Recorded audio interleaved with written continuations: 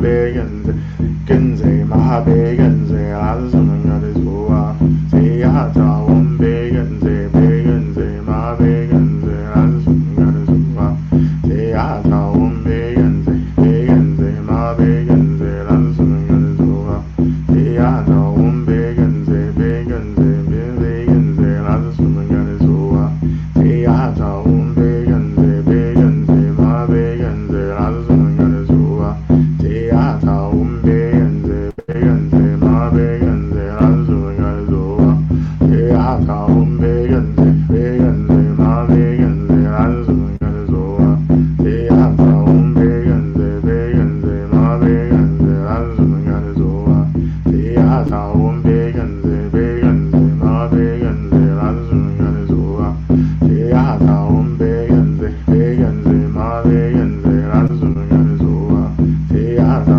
Begense, Begense, Mahabegense, Asumangalisua, Teata, Begense, Begense, Mahabegense, Asumangalisua, Teata, Begense, Begense, Mahabegense, Asumangalisua, Teata, Begense, Begense, Mahabegense, Asumangalisua, Teata, Begense, Begense, Mahabegense, Asumangalisua,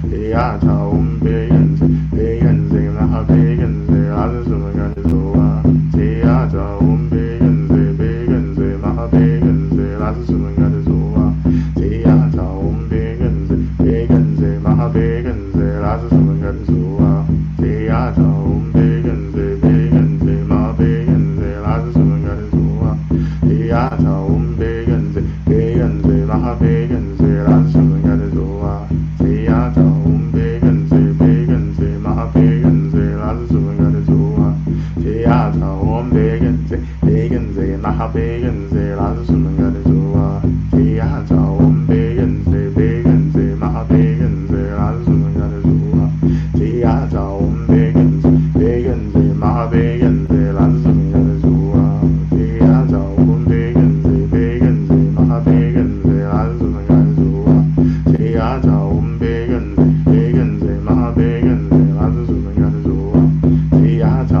Begense, Begense, Mahabegense, Asumangalisua, Teata, Begense, Begense, Mahabegense, Asumangalisua, Teata, Begense, Begense, Mahabegense, Asumangalisua, Teata, Begense, Begense, Mahabegense, Asumangalisua, Teata, Begense, Begense, Mahabegense, Asumangalisua, Teata, Begense, Begense, Mahabegense, Asumangalisua, Teata, Begense, Begense, Mahabegense, Asumangalisua, Teata, Begense, Begense, Mahabegense, Asumangalisua, Teata, Begense, Begense, Mahabegense, Asumangalisua, Teata, Begense, Begense, Mahabegense, Asumangalisua, Teata, Begense, Begense, Mahabegense, Asumangalisua, Teata, Begense, Begense, Mahabegense, Asumangalisua, Teata, Begense, Begense, Mahabegense, Asumangalisua,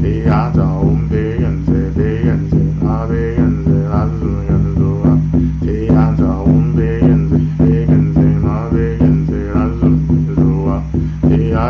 Begense, Begense, Mahabegense, Asumangalisua, Teata, Begense, Begense, Mahabegense, Asumangalisua, Teata, Begense, Begense, Mahabegense, Asumangalisua, Teata, Begense, Begense, Mahabegense, Asumangalisua, Teata, Begense, Begense, Mahabegense, Asumangalisua, Teata, Begense, Begense, Mahabegense, Asumangalisua, Teata, Begense, Begense, Mahabegense, Asumangalisua, Teata, Begense, Begense, Mahabegense, Asumangalisua, Teata, Begense, Begense, Mahabegense,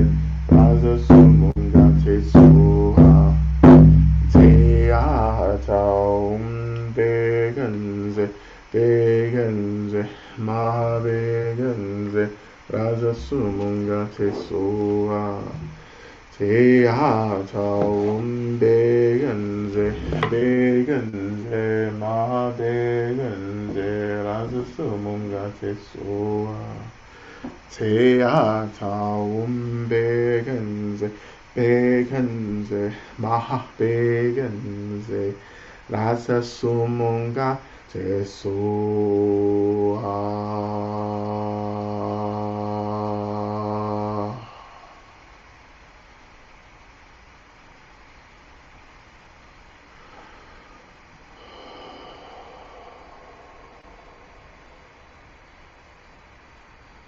So slowly we begin to bring our attention back into the space, back to the seat, and slowly we can start letting go of any visualization, returning to a normal breath, noticing the weight of our bodies making contact with the seats.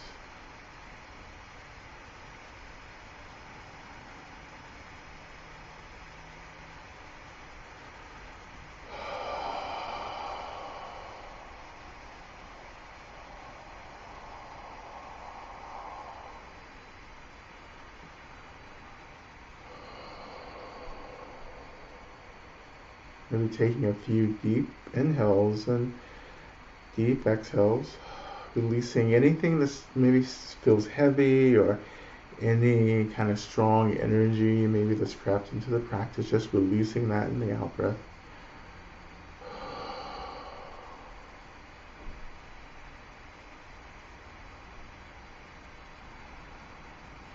Making a final prayer and aspiration of all those we prayed for and offered healing energy to. May all the conditions and circumstances come together that they may experience freedom from everything that they're experiencing, peaceful transitions into the bardo, and that they may have all the resources they need in order to continue the work of liberation.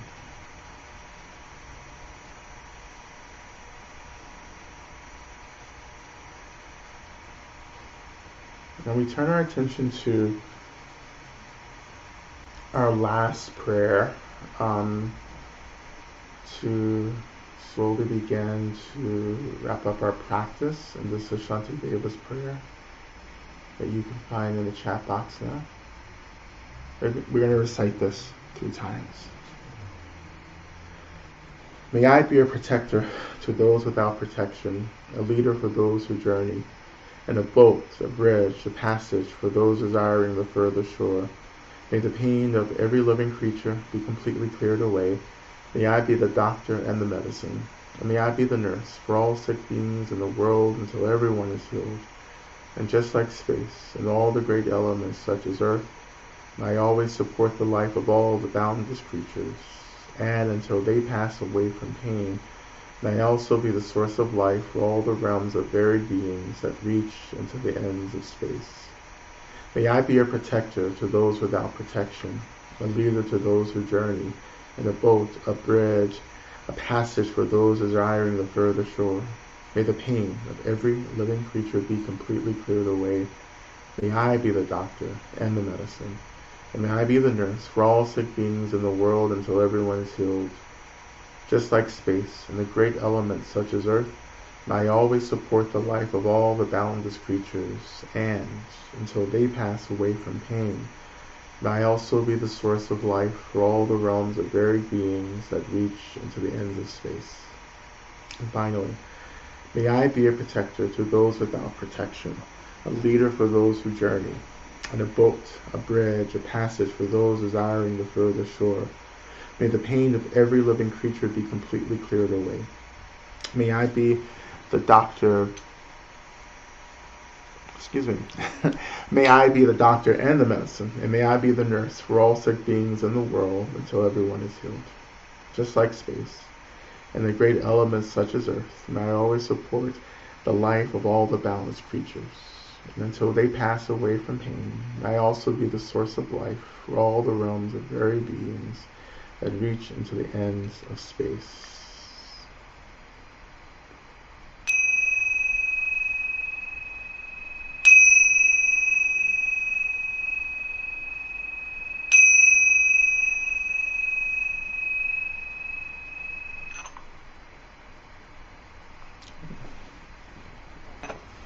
thank you all so much for your practice tonight. And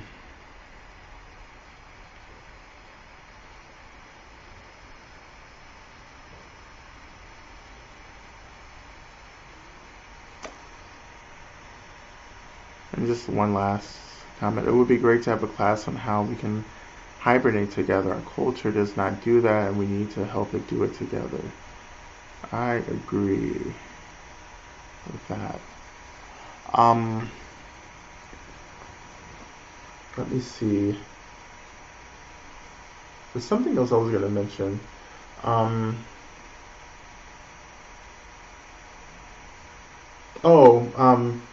So with this question, the question from Noah about your uncle, and this is a good thing for me just to kind of share with everyone.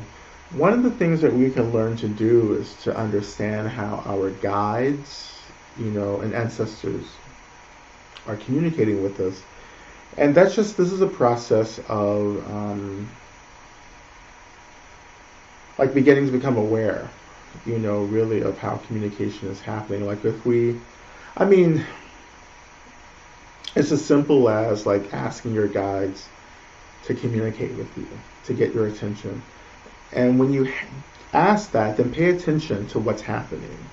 Do you feel a certain kind of sensation, be it mental, physical? Is there energy that shifts around you? Are there thoughts that come up? Just pay attention to everything that arises. And I think slowly, if you're really training in that, you'll learn how to start directly communicating with your guides. With my guides and ancestors, sometimes, just normal, everyday, going through life, I can directly communicate, and sometimes like through words, like I'm getting words back, and sometimes I can even, at other times, the communication is happening through certain perceptions, and feelings, like if I'm being guided to do something, I'll definitely experience aversion towards something that's beginning to lead me in another direction. So I've learned how to pay attention to that. And of course, when you're using plant medicine, it doesn't necessarily mean that you'll have direct access to your guides. Everyone with plant medicine, it also depending on of course, the plant medicine you're using and allying with, rather. There are certain things that certain plant medicines do and don't do. Also, this also depends on our own natural capacities. So some of us, have different capacities for different work. Like some of us, I'm talking when we're using plant medicine, right? That some of us have a natural talent for healing. So that's where we go. Our energy work, our spirit work. I call it spirit realm work, and so forth and so on. There's all kinds of manifestations that can happen for us. But anyway, I just wanted to share that with everyone. The retreat this Saturday. I think it will be loads of fun. I'm sorry we can't do it in person. We usually, up until last year, we would have our Bhumi Sprasha retreat in December in person, but hopefully, I don't know, who knows what next year is going to bring, but hopefully we'll be back. And I think that is about it on my end. So thank you, everyone. We'll be back Monday, and I hope to see